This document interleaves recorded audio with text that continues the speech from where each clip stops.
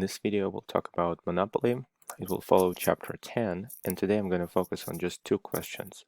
First of all, I'm going to look at the monopolist problem, that is, how do monopolies maximize their profits?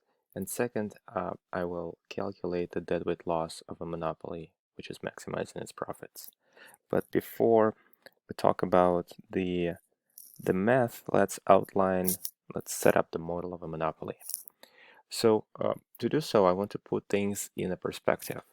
If we want to classify different industries, one natural way of doing so is by looking at the number of firms and the market power that the firms have.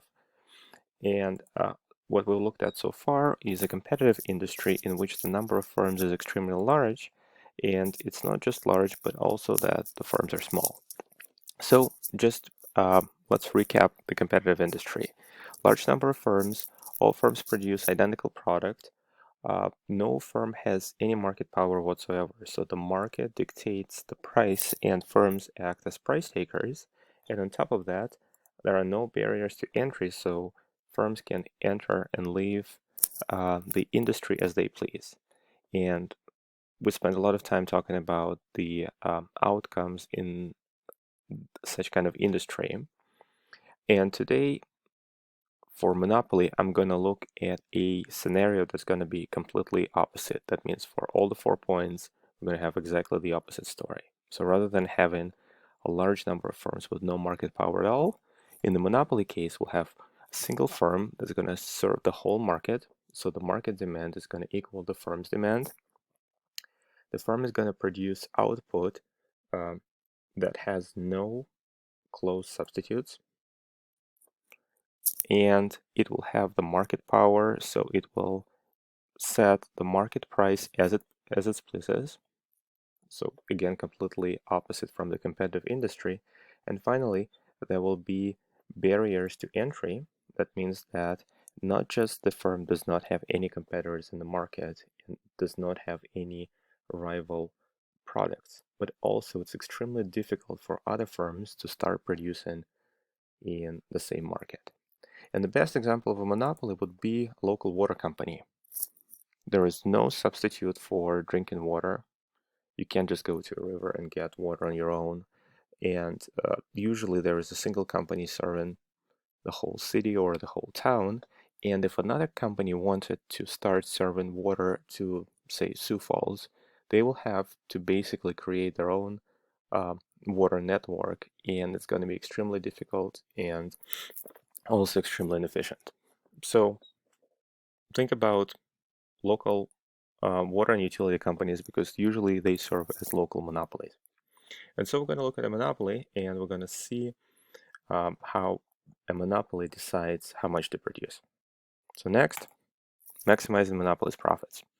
And I'm going to present the problem for you in the following two tables. In the first table, I'm going to summarize the information about the demand for a monopoly's output. So you have the usual components of demand, quantity, and price. And the second table will summarize the monopoly's costs. And clearly what the monopoly is trying to do is maximize its profits in the form of the difference between total revenue and total cost.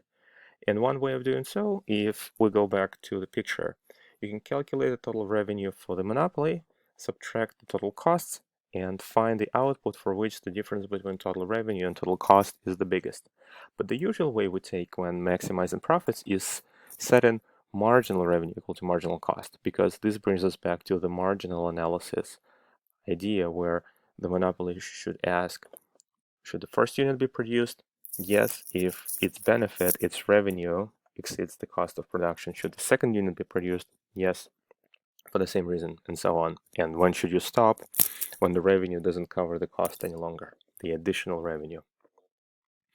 And so I'm going to look at the table, and I'm going to lead you step by step through the process of identifying the optimal output. So the first step is to compute the total revenue. That means you just need to take quantity and the price and multiply them by each other and fill up the next row in the table with the product. So for example, at quantity 0, the highest price is 40, total revenue is going to be 0. Quantity 1 times price 36, total revenue is going to give you 36. You might recall we performed this kind of exercise when we were calculating elasticities. So back in February or maybe early March, we did this kind of exercise. So you can go back and revisit that. But the nature of it, just take these two numbers, multiply them by each other. And so I'm going to fill the rest of the table, 64, 84, 96, all the way back to 0. And you can see that total revenue first starts increasing. It reaches its maximum at 100, and then it starts going back down. So that's the nature of total revenue. When quantity is low and price is high, total revenue is low. When quantity is high and price is low, total revenue is low. But it's when quantity and price are somewhere in the middle that the total revenue is maximized. Step 2, compute marginal revenue. Take the difference between two neighboring total revenues to see how much additional revenue an additional unit of output generates.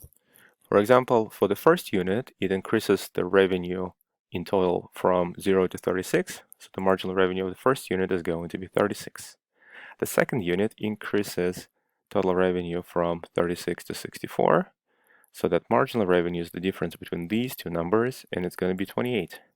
And again, I can do exactly the same and fill up the whole table, and you can see that the marginal revenue is actually a decreasing function. So first it's positive, and then after we hit the maximum of the total revenue at 100, total revenue starts falling, so marginal revenue starts decreasing. And before we can say anything about what the monopoly is going to do, we can just simply say that because marginal revenue of the sixth unit of output and beyond is negative, the monopoly is never going to produce that much. It's just going to be losing money on any unit after 5, so at most it's going to produce 5, if not less. Okay, what's next? Step 3, compute marginal costs. You should be familiar with that exercise. Just like marginal revenue is the difference between two neighboring total revenues, a marginal cost would be the difference between two neighboring total costs. So the marginal cost of the first unit is going to be 42 minus 42. So just $2 for the first unit, 46 minus 42, $4 for the second unit. And if you fill up the whole table, we'll see the marginal cost is increasing. So thing to notice at this point, marginal revenue is going down. The more you produce, the less you earn on every additional unit. Marginal cost is going up. The more you produce, the more it costs you to produce. So somewhere in the middle, there's going to be this sweet spot where marginal revenue and marginal cost are equal to each other, or at least very close to each other. So we need to decide how much to produce, and we should be producing as long as marginal revenue exceeds marginal cost. So let's look at unit 1. Marginal revenue 36, marginal cost 2. Great, let's produce unit 1. For 2, it's 28 versus 4. Great. 3, 20 versus 6. Great. 4, 12 versus 8. Yes. 5, 4 versus 10. Oops, this is where we have to stop. The fifth unit generates $4 in additional revenues, but costs additional $10 to produce. So we're going to lose $6 in profits by producing the fifth unit. So it doesn't make sense to produce the fifth unit, so we should stop at 4. And if we stop at 4, we're going to produce 4 units, and we're going to set the price equal to what the market is willing to pay for 4 units, that is $24. And we're going to make a profit of 4 times 24 minus total cost of 460, so we're going to make $36 in profit. So to sum up, the monopolist decides how much to produce by comparing marginal revenue and marginal costs. And the monopolist would stop at the point where marginal revenue still exceeds marginal cost, but on the next step, marginal costs are higher than the marginal revenue. So the monopolist is going to produce 4 units of output. What is the price that the monopolist is going to set? Well, for the 4 units, the market is willing to pay $24 per unit. So that's going to be the price that the monopolist is going to set its output at. And the profit is going to be price times quantity, so 96, minus the $60 in total cost. The next step is let's draw the solution on the graph and let's identify the deadweight loss that the monopoly generates.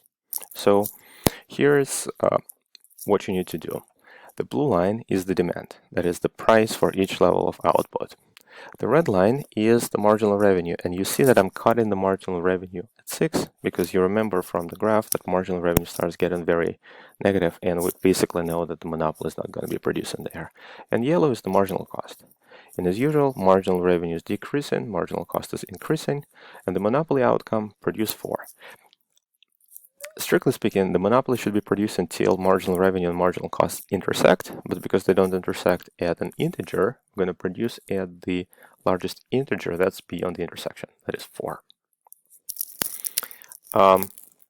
Marginal cost at 4 is only $8, but the price at which the monopolist is selling the output is 24. So you see there is a mismatch between price and marginal cost. You produce something at $8, sell it at 24, and you refuse to produce the 5th unit because you're going to start losing money. But if we were to ask ourselves, what is the efficient outcome in this market? Well, remember the condition for efficiency is that the marginal benefit to the producers, that is the price that they're willing to pay, has to meet the marginal cost. So from the efficiency standpoint, should the 5th unit be produced? Well, let's look at the graph. The consumers are willing to pay $20 for the 5th unit because that's the price at Q equal to 5. The cost of production for the monopoly is just 10, so it's going to generate a surplus of 20 minus 10, $10. And from the efficiency standpoint, that surplus has to be realized, so the 5th unit should be produced. The 6th unit, yes, its price is going to be somewhere above 15, its cost is going to be under 15, so again there's a positive surplus to the 6th unit, so the 6th unit should be produced as well. What about the 7th unit? No, because the cost of production is going to exceed the price. So the efficient outcome would be to produce 6 units rather than 4, and for the 6th unit, the marginal cost, if you check back with the table, is going to be 12, the price is going to be 16, so it's very close to the condition of price equal to the marginal cost. So then what is the problem with the monopoly? Monopoly creates an inefficiency because it produces very little relative to the efficient outcome. It produces 4 rather than 6, and it sets the price too high. It charges $24 for something that in an efficient outcome would only be priced at 16. And so we can calculate the deadweight loss as the lost surplus, that is, the surplus associated with the 5th unit and the 6th unit. So to calculate that lost surplus, just take the difference between price and marginal cost for both units. If we plug in the numbers, it's 20 minus 10 and 16 minus 12, so the total is 14. So the monopoly generates $14 of deadweight loss. And since there is deadweight loss, there is a good reason to regulate monopolies. And so if you think about real-world monopolies, a lot of times they're either owned by the public, so a water company in Sioux Falls, I think it's operated by the city, and in many cases the monopolies will be owned or operated by cities and towns. And if it's not the case, if it's a private company, then the local or the federal authorities will still try to regulate its performance in order to reduce the inefficiency that it generates. And it's a big topic because there is no straightforward textbook answer as to how to best do it. There are always trade-offs as to what to do with a monopoly. But if you're interested, this is something that you can study in subsequent courses. But as a summary, just remember, monopoly produces at marginal revenue, at where the marginal revenue intersects marginal cost, or a little below it. The efficient output is where price intersects marginal cost, or a little below it. And so the difference between the two levels of output, the difference in surplus between the two levels of output is the deadweight loss of the monopoly. Thank you.